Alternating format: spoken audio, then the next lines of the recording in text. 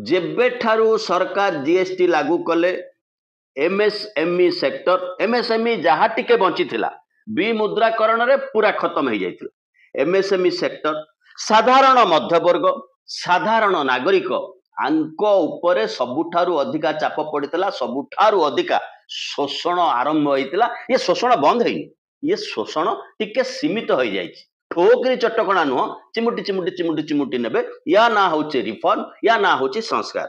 जदि संस्कार करिवार एते आवश्यकता थिला जदि लोकन को अच्छे दिन दबार एते आवश्यकता थिला जदि लोकन को आर्थिक सहायता दबार आवश्यकता थिला सेबेठु दाबी होची तमर हाईएस्ट स्लैब 28% भितर पेट्रोलियम को आण। आजिका तारीख रे भी पेट्रोलियम को आण पेट्रोल आण डीजेल आण काहाकू ये सरकार लाभ देइचंती। गला तमाम 11 वर्ष भितर निजर अर्थनैतिक विफलता ही विफलता। आपण चिंता करंतु सरकारंकर को गोटाए स्कीम रु अधिका एम्प्लॉयमेंट जनरेशन होईची। सरकारंकर को गोटाए योजना रु लोके अधिका आशावादी होईचंती जे आसंता काली भलरे कटिबो। सरकारंकर एपरी कोनोसी योजना रु दरदाम सस्ता होईची। सरकारंकर एपरी कोनोसी योजना रु डाक्तरखाना अधिका क्रियाशील होईची।